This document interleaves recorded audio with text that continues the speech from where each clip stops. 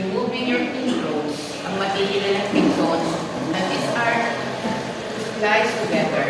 The exon segments are spliced together, forming now your messenger RNA. So this is how it is looking like for you to easily understand it. So in the transcription process, from the DNA, you have all of these, no? Exon, introns. And then when it's being transcribed into hnRNA, you also still have these exons and introns. These are present. And then your snRNA will remove. Ikakat na yung introns niyo because these are non-coding. So what remains now are your exons, which are being spliced or joined together. And this is what we call now your Okay, Maria. This is the transcription here, class. Okay? So that is the transcription process from DNA to mRNA, or what we call messenger RNA. Any question with this? Now, we have what we call the genetic code. Once the 3D structure of DNA was known, of course, the sequence of the bases along the backbone directed in which amino acids were stacked to make proteins. So you have the order arrangement of your amino acids. And of course, this is by Nirenberg. Please repeat. So a genetic code is a sequence of 3 bases. Genetic code. So it is containing the exons. Okay? It is containing a triplet code, and you have 43 to 64 possible ones. Wherein that would be enough to specify the 20 amino acids. Ibig sabihin, class, you have around 43 or maybe 64 sets of 3 bases. And each of these sets of 3 bases, class, is corresponding to the 20 amino acids. So ibig sabihin, we only have 20 amino acids, paulit-ulit lang ng ating base pairing of the different bases. So each base triplet, yung lahat ng base triplet na yan, that represents a code word, yan yung nasa messenger RNA natin. You have to remember this because later on, with the synthesis, protein synthesis, makikita nyo in the messenger RNA that what are there are 3 sequences of bases that is representing a code word. And that code word is having an anticodon that is being carried by what we call the transfer RNA in order to synthesize the specific protein. Okay, and you have this, you will be able to know what kind of amino acid is being coded. Ano yung amino acid ang kinukode with its corresponding coding which is present in your messenger RNA. Okay. Ito yung ating genetic code. This is the table of the genetic code. Hindi kailangan i-memorize the class. The only thing that you have to know is you have to understand how to know what kind of protein is being carried or what kind of amino acid is being carried by the transfer RNA. Remember, the transfer RNA, the function is to carry an specific anticodon for the codon that are present in your messenger RNA. Do you get me, class? So you have here messenger RNA, ito yung na-transcribe natin kanina, right? In your messenger RNA, say for example, you have the 3 bases, and these are your codon, A, G, U. And your transfer RNA is carrying a specific anticodon. And with that specific anticodon, you'll be able to know what kind of amino acid is being carried. Anong klaseng amino acid which is being carried that will make up now what we call the protein. Remember, sabi natin, amino acid is the basic structural unit of proteins. Right? So it is this transfer RNA that carries that amino acid in order for the messenger RNA to synthesize a specific protein. Okay, so let's study what we use this one. Your genetic code is having what we call the first base. This is the first base. Nakikita niyo ba yun? The other one is second base, and the other one is third base. If you notice, wala kayong nakikitang base T dyan, di ba? All you have is U, C, A, G, same thing. Because this is an RNA. Walang T. So it's okay? So, you have in messenger RNA having AGU. So how will you know what kind of amino acid is being carried by your transfer RNA? Anong daladalang amino acid? Of course, it would be the complementary base ang dala niya. A with U, C with G, A with U. Ito yung dala niya, complementary base with the messenger RNA codon. Okay? So you have A there, that is the first. So hanapin yung A dito. This is your A. The second is G, base G yun. And then the third one is U. You have to go down until you reach this A and you find letter U. So this is U, right? Ito yung U natin. Okay? So find U with G and your amino acid is serine. Do you follow class? How you use the serine? The other one, UAC. So what is the first base? U. The second base is A. So you have U, you have A, and the third base is C. So you have to go down until you reach this third base. C. And your amino acid is tyrosine. So without looking at it, you'll be able to identify what amino acid is being carried by your transfer RNA. The other side, class. Okay, let's see an example.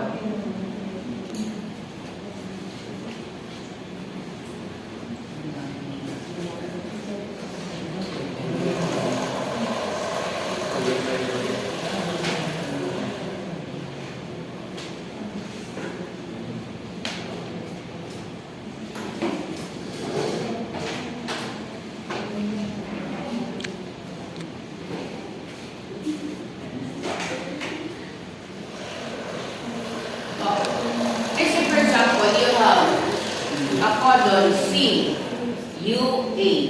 Will it please tell me what kind of amino acid or transfer amino acid is carrying? CUA. Anong amino acid ang dala-dala niya?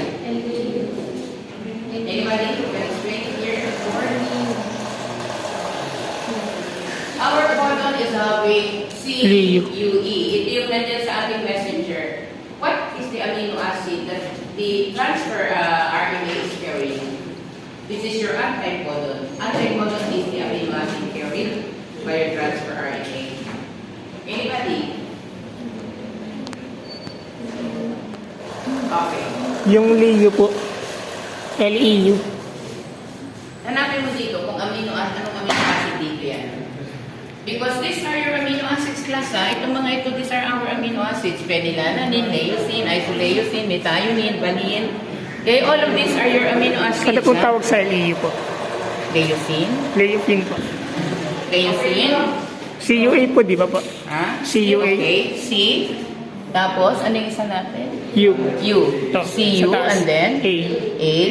Oh, so all of it is leucine. Do you Leucine. understand now, class? Leucine. Leucine. Acid is being carried by your transfer RNA. I hope you will be able to answer this kind of question.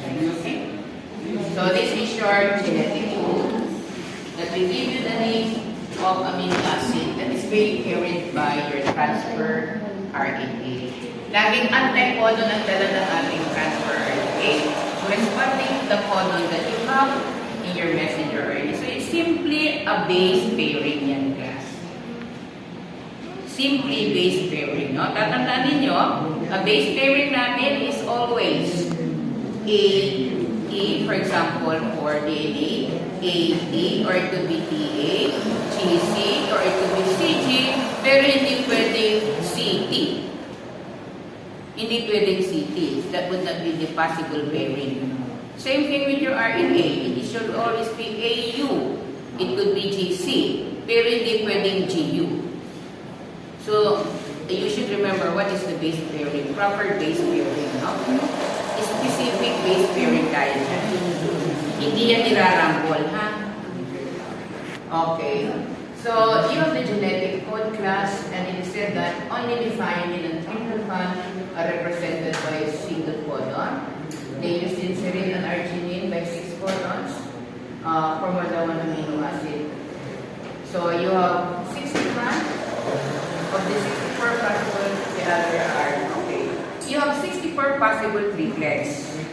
Kaya lang, 61 lang because you have what we call termination or stop signal. And the stop signal, take note of this. Pag tinanong sa inyo, what amino acid is the stop signal?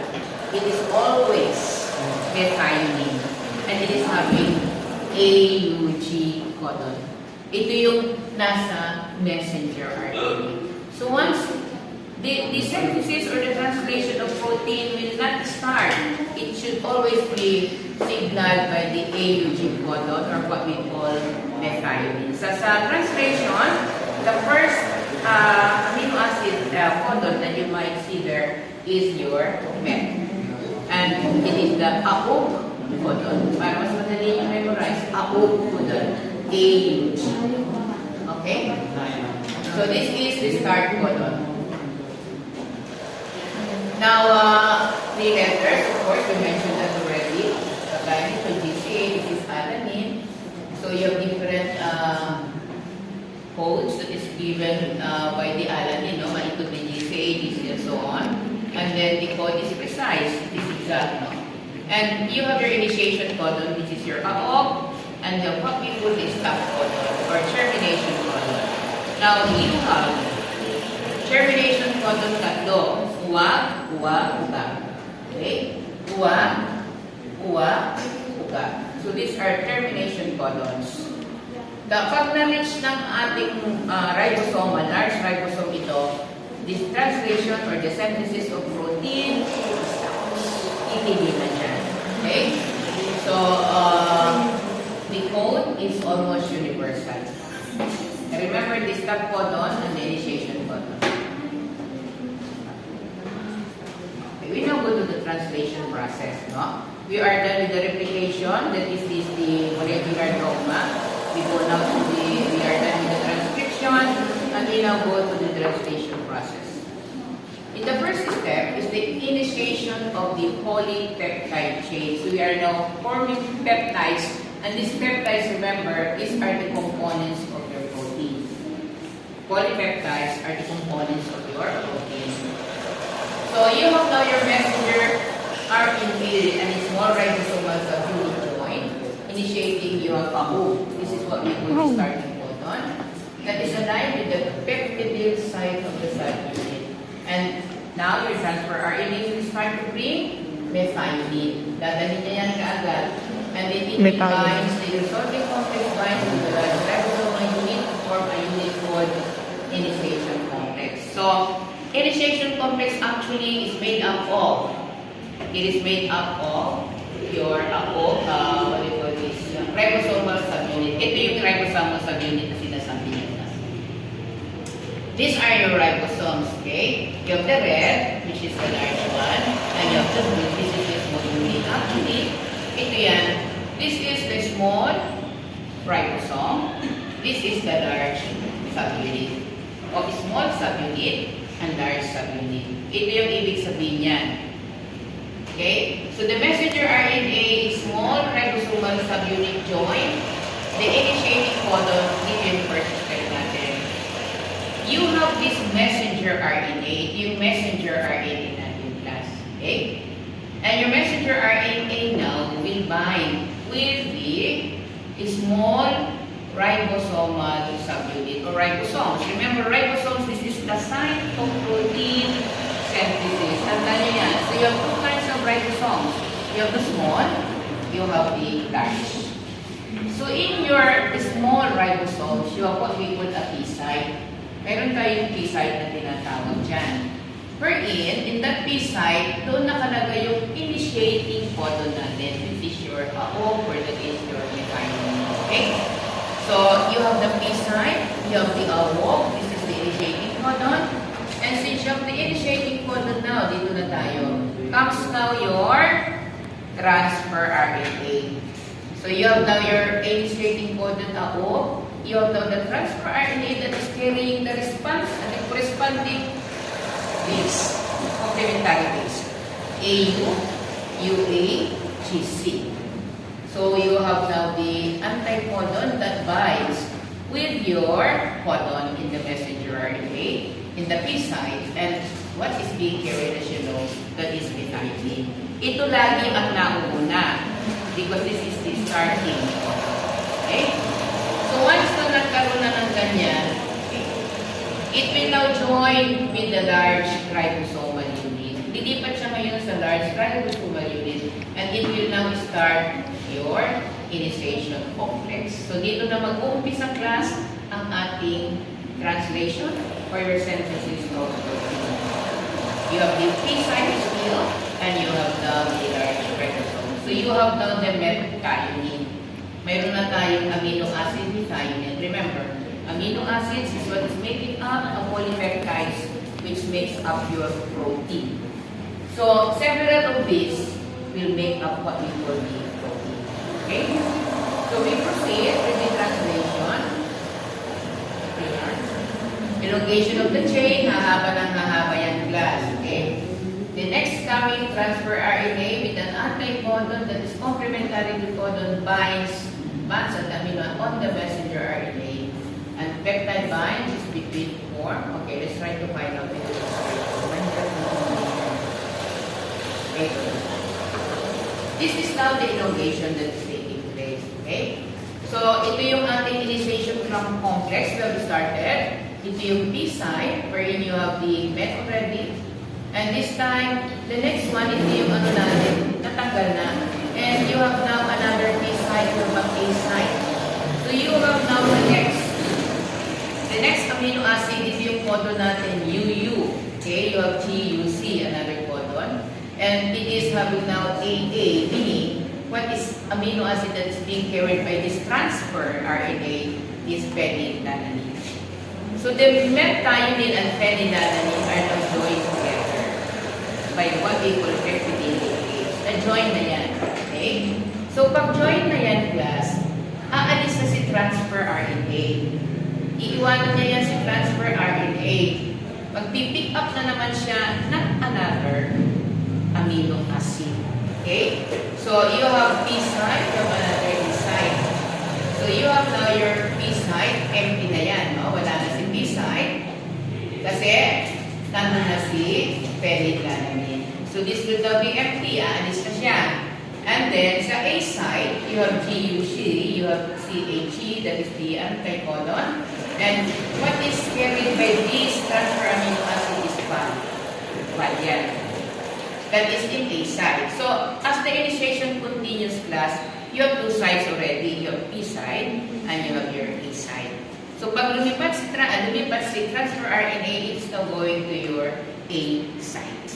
Okay? So, translation continues yan. You have your AGU now again, sir. Lilipat na naman si transfer RNA to get a corresponding anticodon for this. Kukuha siya ng corresponding anticodon, so you have it there now. And it will release, iiwanan niya si amino acid bond. Pupunta naman sa, so you see, you have met, phenylalanine pa din, and then you have another one. This is the last one that you have there. Pupunta na naman si transfer RNA, nagdala siya ng anticodon for that in the A site, and you have your serine. So, it is a continuous class procedure. Aalis ito, si transfer RNA, magpipick up ng another methionine corresponding to the anticodon, the codon that is messenger RNA. So, what is taking place doon sa P site ninyo, what is left there is the chain.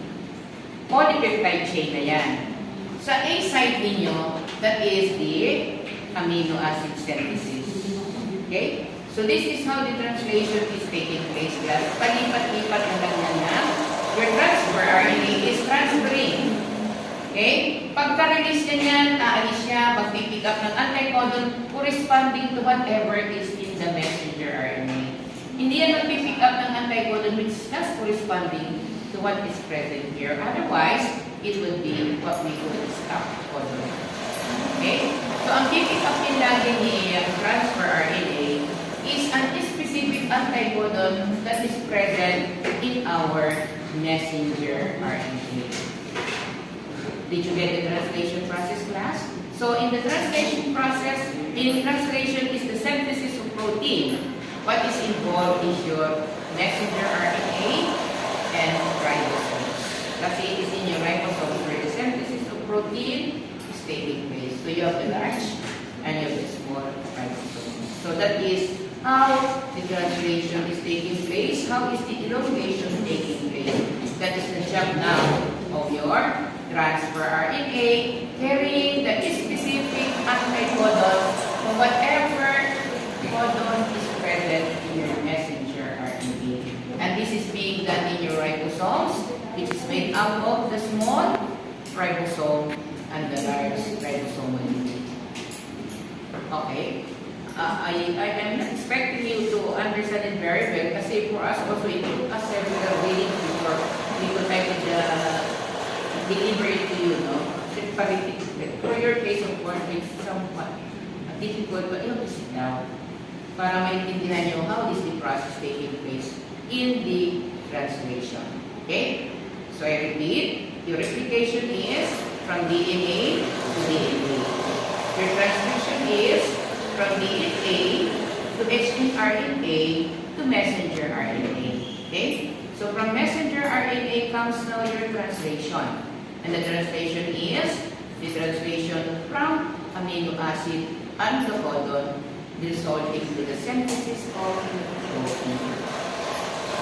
So ibig sabihin, your DNA actually has the genetic information on how the synthesis of protein should be done.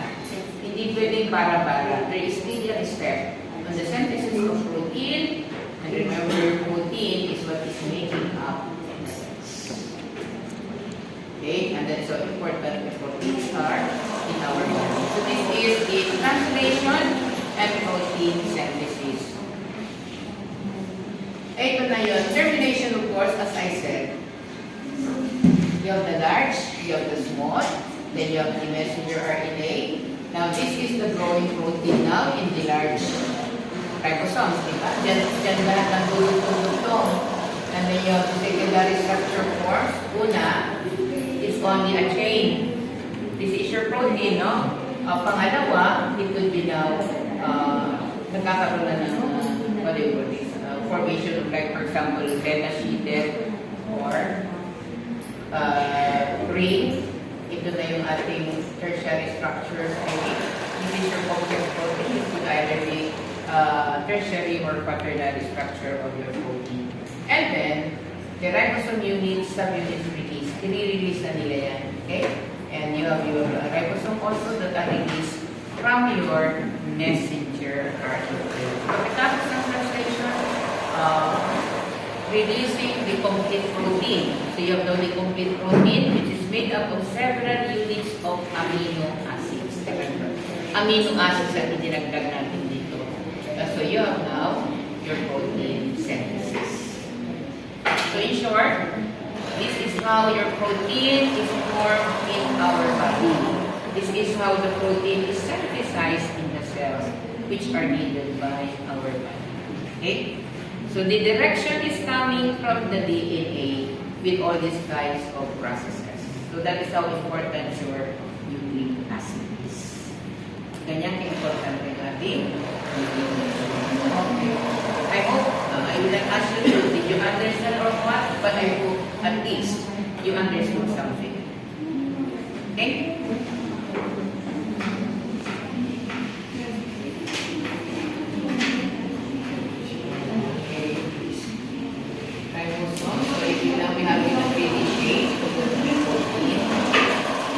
We now go to some other terms that I encountered in the class. Now remember, you have your DNA, wherein there should be a possibility of what we call mutations. So narinig niyo yan, di ba? Yung ating COVID-19 o nag-mutate na naman, right? So what is mutation all about? Mutations plus are any changes. So changes yan. If you heard the word mutation, it has something to do with changes. That is due to the incorrect base pairing of the DNA. So pag nagkakamali ng incorrect base pairing, like for example, ang dapat na base pairing sa DNA is you have AT, you have BC. Kaya lang, instead of AT, AG ang nag-base. So that is the incorrect base pairing that you can refer to that. So pag nagkakamali for example, CG, CA ang nag-base, that is an incorrect base pairing, and that results to what we call Mutation. that is what we call. As it is said, even if it is almost perfect, out of every 10 cases are copied incorrect. Everything error, laging may exception, there is always an error. And this leads to a change in the amino acid sequence in the protein, or it may cause the protein not to be synthesized at all. Okay? So that is causing the stop of the synthesis. Now, it is said, mutation occurs naturally during replication. Siyempre, kasi nandun yung base parents natin, di ba? Pag nag-replication tayo, nag-unwinding, let's say for example, Replication. in one strand of your DNA, A, T, C, G. Okay, pag sinabi mong A, anong kabayan ng A dapat? T, right? Pag G, anong kabayan? C. Pag C, G. Okay? So if nagkaroon ng mali doon, like for example, yung T mo nagpipag-bind sa G, then that is an incorrect base pairing now. So the incorrect base pairing now will cause the protein not to be synthesized at all. So the synthesization of protein. So this is what we call it occurs during the replication process. Now, of course, it could be also due to these factors, right? No? Ionization, radiation, X-ray, for example, and mutagens. What are mutagens? These are chemical agents that causes the mutation.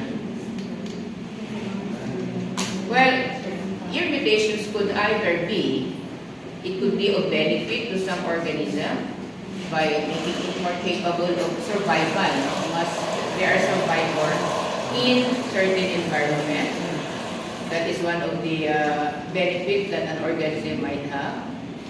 So since much of the organisms does not code for anything, in this case, mutations are neutral. But other mutations can be harmful, of course. No? They could either be producing genetic disease. Kung nagkaroon ng mutations or changes in base pairing, that might cause a disease also for some debilitating conditions. Kasi mayroong abnormality sa protein mo. So that would the harm that we get from mutations. Okay. We have what we call recombinant DNA. Nakakuha naman ng SPS, no? Science technology. Apa. Okay. Have you ever encountered this one? Naalala niyo, no? Pinag-aralan natin yung nagkakaroon. Okay? So we have what we call the genetic. Apa. Genetic engineering. So this is something to do now with recombinant DNA. Wherein a DNA is produced in segments of DNA from one organism. That is the introduction of one segment of DNA from one organism to another organism. Ito yung sinasabi natin GMO, genetically modified organism. Okay? I hope you understood very well what is in the SPS na pinag-aralan natin about GMO or genetically modified organisms. And we have some harmful effects, advantage and disadvantages, of course, in making use of GMO, genetic engineering. But the most important thing that we get, of course, is we get more products, mas maraming products in production, but it also has some harmful effects, especially health risk in the GMO foods. Kaya nga mapapansin ninyo, they're discouraging the use of the GMO nowadays, but without their knowledge, all what we are eating are now genetically modified. From a very small potato to a very big potato. Okay? Yan yung mga modifying na nangyayari in our genetics. Genetic material or other organism, that is what we call recombinant DNA. Okay? So for your genetic engineering, for example, E. coli, it includes the gene for the production of human insulin, and then the result of the production of large insulin. So look at it. Yung insulin is being the E. coli. E. coli niyan is now introduced the human insulin in order to produce a larger amount of insulin. So yung mga insulin basically na ginagamit na for medical treatment ng diabetes people, diabetic ones, well, most likely, what they are using now is a genetic, making use of E. coli or Escherichia coli to produce insulin. Okay? So you have these some examples of substances that are being used: human insulin, human ito yung mga iniinom yung pampatangkad, dwarfism, right? Interferon for viral infections, your Hep B vaccine, malaria vaccine, and your tissue plasmodium activator. These are all genetically modified. So meaning there is an introduction of another organism into the other kind, okay, of DNA. So this is what we call recombinant DNA, which is discouraged, but nowadays we cannot avoid that anymore. Nandiyan na lahat siya sa katawan natin. And, well, this is only my belief, because as of now, you will observe, I have a friend who has at school, catering for basic ed, like nursery, kinder, and my daughter is also teaching in a public school, handling kindergarten. Would you believe that there are not numbers of children who are, well, some are, we call it special, okay? Maawa ka sa mga children in the class. And, well, my conclusion, this is only my idea, I don't know what is your idea. It's not with the gene anymore, halimbawa, pinanang mo yan sa kanunungan mo, because taking the history, wala namang ganon. Okay? Mongoloid, dumadami na, especially yung mga special ngayon, in the school where I am sometimes going in there, I was surprised. I am grade 5, who is actually 50 years old, ganyan kaliit. Mayroon namang grade 6 na kasi laki niya na. And the two are best friends. Nagulat na ako. One time, Ma'am, I need tissue paper. Why? How do you look at the name of that small one? Ibig sabihin, pag tinitignan mo sila, you wonder why mayroong ganong mga bata ngayon. Okay? Mayroon din isa, ayaw pumasok sa loob. And you will try to find out whether a child is problem. Hindi siya makakapag-eye to eye sa'yo. Pag kinausap mo. And we have lots of that in the school where I am visiting once in a while and in the public school where my daughter was in. Nakakaawa. And I was thinking this could be due to the intake of this genetically modified foods. Genetically modified vitamins. Okay?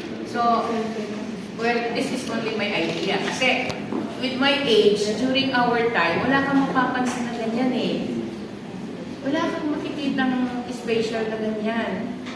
We call it special course. Ngayon, napakarami.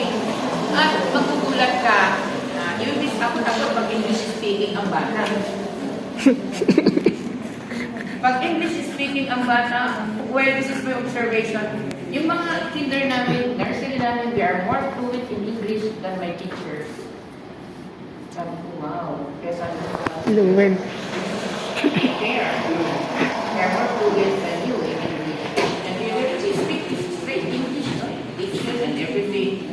Kaya sabi ko, well, this is only my idea. It could be Due to their environment. Something to do with the technology that you're having. Kaya na yung ganung behavior.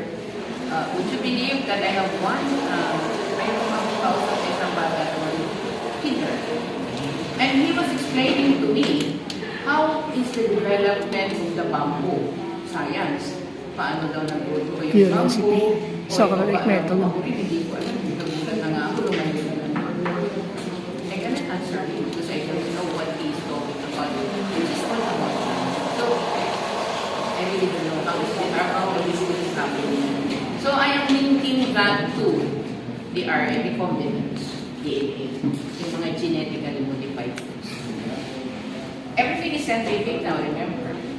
Pagbukas yung ang tubig nyo, titignan nyo, bumubulat tubig. Hindi nyo ba napapansin? Pag umaga. Ha? Puting-puti. Pag umaga. Sometimes sa umaga na eh. Concentrate. So there's no such thing as safety anymore naman. Lalo na sa inyo. Anyway, so I'm just relating all this behavior o yung mga itsura ng mga bata na this perspective. Intake of recombinant DNA in terms of No, foods, no. medicines lang, no? Scientific, yung mga vitamins natin lang. Everything is scientific. Okay? Anyway, meron tayong tinatawag na restriction enzymes. Now, these are found in variety, ibig sabihin marami, of bacterial cells that is catalyzing the craving of DNA molecules. Ibig sabihin, catalyzing the craving. They are increasing the unwinding cleavage of the DNA molecules. No? Now, these enzymes are found that protect certain bacteria from invasion by foreign bacteria. So, tignan niyo how katalino ang mga viruses. The viruses are having these enzymes, and these are known to be restriction enzymes, out of which it will not be able to catalyze. Okay? It will not be able to catalyze the craving of DNA molecules. Kaya mahirap, mas mabilis dumami ang viruses because of these restriction enzymes that are present in their molecules. So it cannot crave yung ating DNA molecules. So in this bacteria, some of the bases have been before. So also that I want you to remember is what is the function of this restriction enzyme. Ano ang function niya? That's all that I want you to remember. Okay? So you have the restriction enzymes, how it is functioning. No? It is used to break DNA of known size which can be spliced together with DNA breakage lang. Na natin pag-aralan yan. Okay, we now go to what we could